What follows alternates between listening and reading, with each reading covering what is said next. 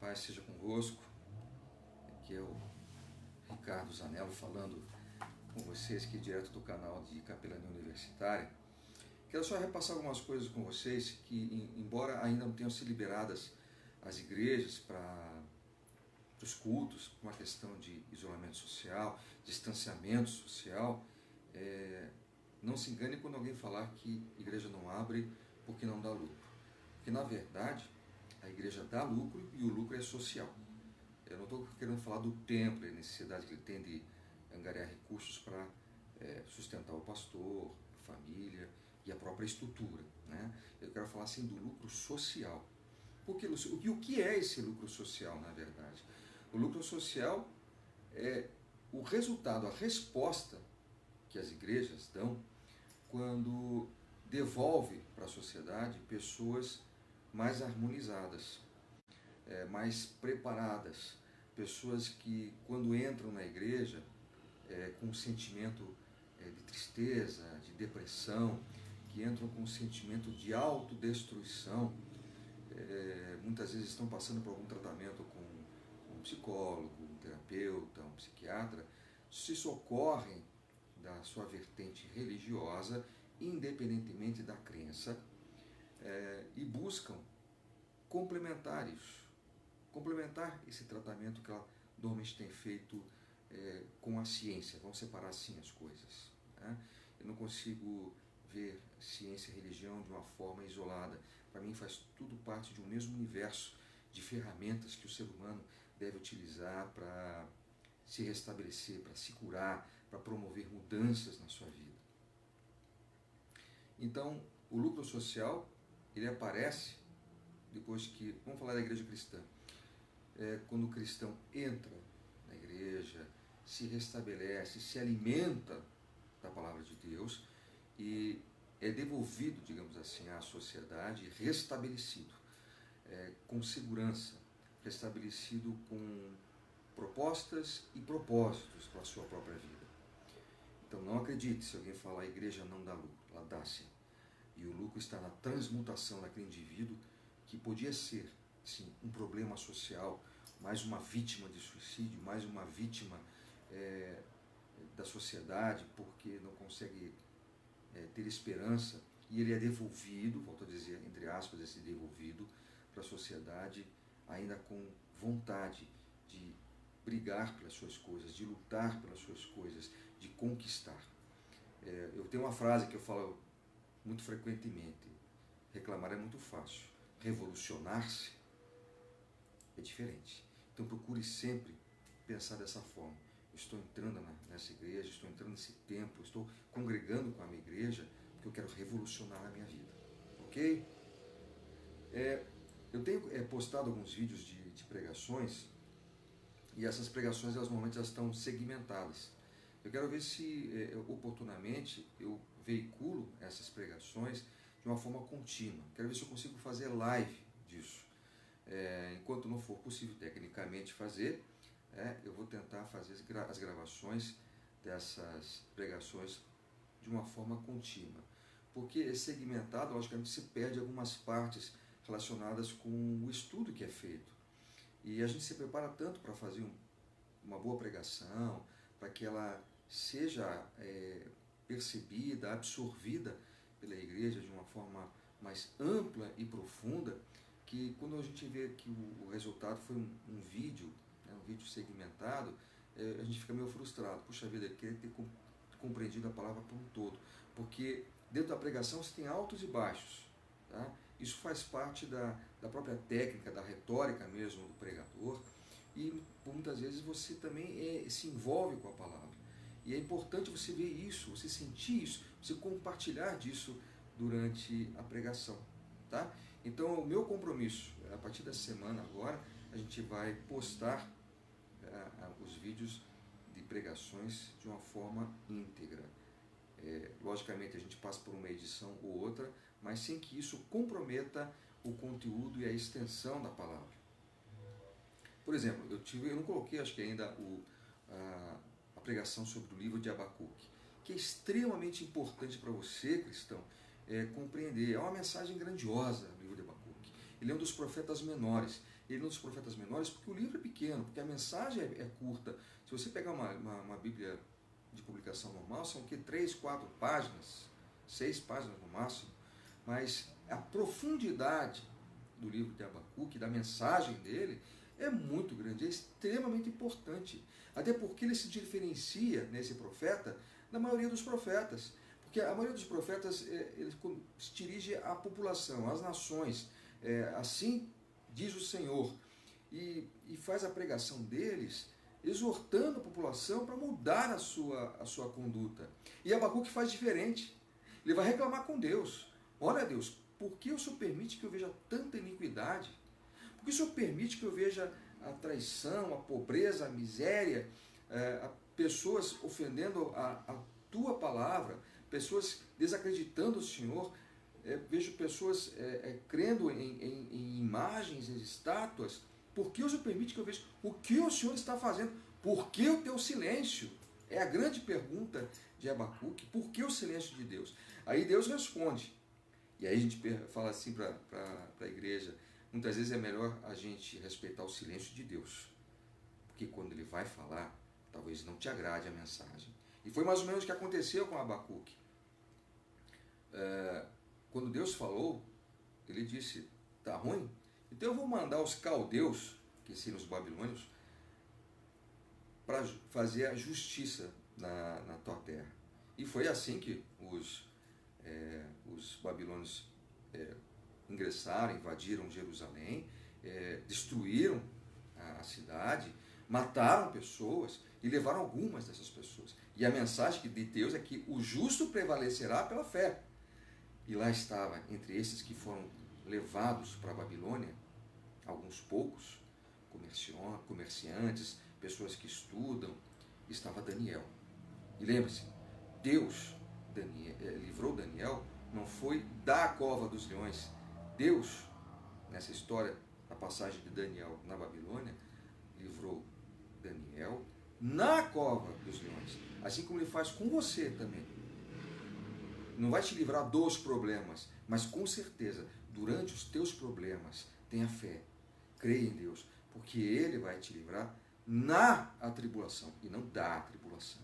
Porque Deus, muitas vezes, nos prepara, nos corrige, nos disciplina dentro dessas situações dramáticas, muitas vezes, e que não atinge apenas um indivíduo, mas de repente a família inteira. Ele quer que nós aprendamos alguma coisa com isso. Ele quer que nós nos humilhemos, Ele quer que nós creiamos na sua palavra, no seu poder. Veja só que interessante. Abacuque, num dado momento do seu livro, e eu quero que você leia esse livro, eu estou só fazer uma passagem porque o vídeo ainda não foi colocado para vocês. Tá? Abacuque creu muito mais no final da mensagem dele, no provedor do que na provisão.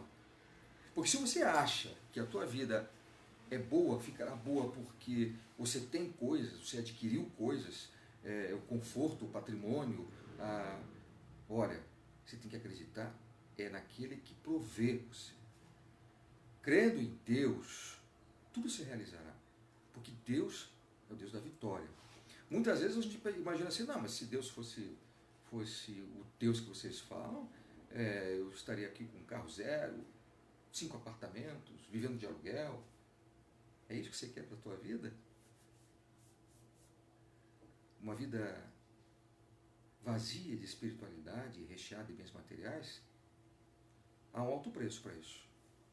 Há um alto preço para isso. Creia no provedor, porque esse provedor liderou o seu povo na saída do Egito, pela passagem do deserto até Canaã, fazendo cair do céu o maná. E não foi só isso. Codornizes também foram oferecidas ao povo de Israel durante essa passagem, esses 40 anos. Eles não passaram fome, eles não passaram sede.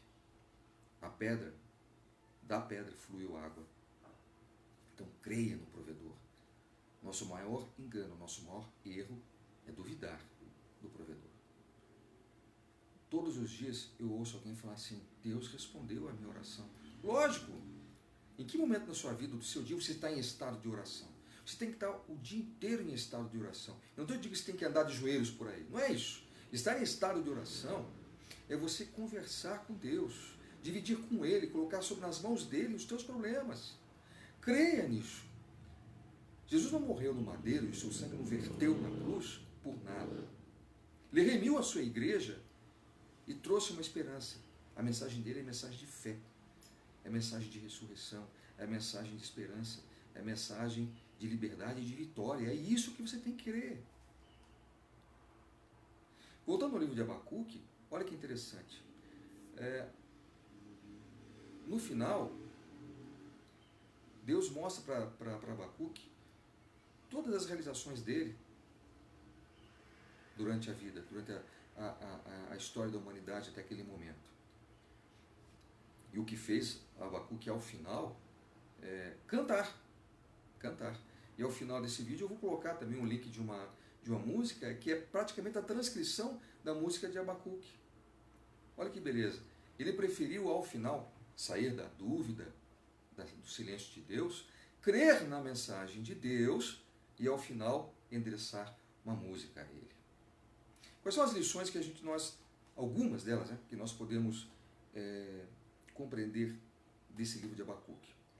Eu vou ler um pouco essa mensagem do livro do pastor Hernandes Dias Lopes, que fala o livro de Abacuque. Ele sintetiza algumas das lições. E se você lê em estado de oração, querendo compreender, aprender, você pode tirar outras lições além dessas aqui. Vamos lá. Que a glória de Deus manifestada, Abacuque, em forma de canto, narra os gloriosos feitos de Deus na história de Israel. Que mais?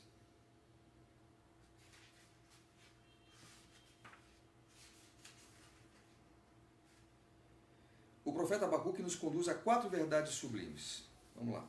Está aqui na página 152 desse livro. Uma manifestação gloriosa. Está no capítulo 3, versículo 16. Quando o profeta ouve o relato dos feitos de Deus e tem uma visão da glória de Deus, ele fica não só alarmado, mas também pálido, trêmulo e sem nenhum vigor. Ninguém pode contemplar a Deus sem ficar aterrado na sua glória. O apóstolo Paulo caiu cego quando viu o Filho de Deus aparecer em glória para ele no caminho de Damasco. O apóstolo João caiu aos seus pés como morto na ilha de Patmos. Abacuque ficou com os joelhos trôpegos e com os lábios trêmulos. Uma outra lição. Uma confiança inabalável. Está no capítulo 3, versículo 17 e 18. O povo de Judá dependia da agricultura para sobreviver. Os recursos financeiros vinham das lavouras e dos rebanhos. Tá? Tem um autor chamado David Baker que diz que a maior parte do sustento do profeta provinha de figos, uvas, azeitonas, bem como da criação de ovelhas. Embora essas fontes possam de alguma forma esgotar-se, o salmista vê que, em última instância, na própria existência, não depende delas, mas da fonte delas. Mas o profeta diz: ainda que a figueira não floresça, nem haja fruto na vide, o produto da oliveira minta, e os campos não produzam mantimentos, as ovelhas sejam arrebatadas do aprisco, e dos currais não haja gado, todavia eu me alegro no Senhor, exulto no Deus da minha salvação. A penúltima lição é uma alegria ultra-circunstancial. A alegria do profeta não é determinada pela presença de coisas boas, nem pela ausência de coisas trágicas. Sua alegria está centrada na pessoa de Deus. Sua alegria não está na prosperidade nem na ausência de sofrimento. Sua alegria está em Deus. É como eu havia comentado. Se você pensa que você só vai ser uma pessoa feliz, realizada e abençoada por Deus quando tiver bens materiais, a coisa pode piorar para o seu lado. Creia em Deus, entregue a sua vida nas mãos de Deus. Se você não é convertido, aproveite agora. E que Deus escreva o teu nome no livro da vida. E que Ele possa estender a sua mão poderosa sobre você, sobre os teus planos, sobre o teu trabalho, sobre a sua vida e da família e da tua família, para que você possa efetivamente ter uma vida abençoada. E a última lição que o pastor Hernandes Dias Lopes coloca no seu livro é que um sustentáculo suficiente, está no capítulo 3, versículo 19 do livro de Abacuque. A alegria do profeta não é um sentimento romântico e infundado. Ele tem razões sobejas para alegrar-se. O fundamento da sua alegria está em Deus. Abacuque, que começa deprimido e em dúvida quanto à retidão e à justiça de Deus, termina com alegre confiança da provisão e no poder sustentador de Deus. Nossa, quantas vezes eu ouço alguém falar assim, não, mas não existe o sobrenatural de Deus, não existe isso, Deus não faz aquilo. Quem fala é porque não dobrou os seus joelhos, é porque não se humilhou, é porque não estendeu, sabe, as suas mãos em agradecimento, primeiramente, e depois dividindo com Deus as suas preocupações, os seus projetos.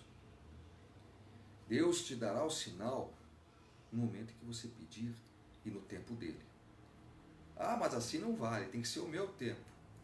Como é que foi com relação a... Existem passagens na Bíblia onde Deus mostra exatamente que é o tempo dele que prevalece e não o nosso tempo. Muitas vezes temos que esperar dias, meses e até anos para que aquilo que nós pretendemos para a nossa vida se realize, ou que se perceba que não é aquilo exatamente que nós queremos para a nossa vida, mas sim o que Deus prepara para nós é o suficiente. E naquilo a gente pode prosperar se nós acabarmos por nos concentrar naquilo. Tudo aquilo que você foca na sua vida cresce, até o problema. Se você focar no teu problema, ele vai aumentar para você. Então foque na tua fé. Foque no direcionamento da sua vida, peça isso a Deus. A pregação de segunda-feira vai falar sobre Jonas, que é outra história que muita gente, que os teólogos liberais discutem muito em relação à existência efetiva daquilo e que na verdade é uma fábula, que aquilo não existiu, que é uma parábola, e não é uma parábola. E eu vou provar para vocês que Jesus fez referência a Jonas quando estava prevendo que depois de 3 dias ele ressuscitaria.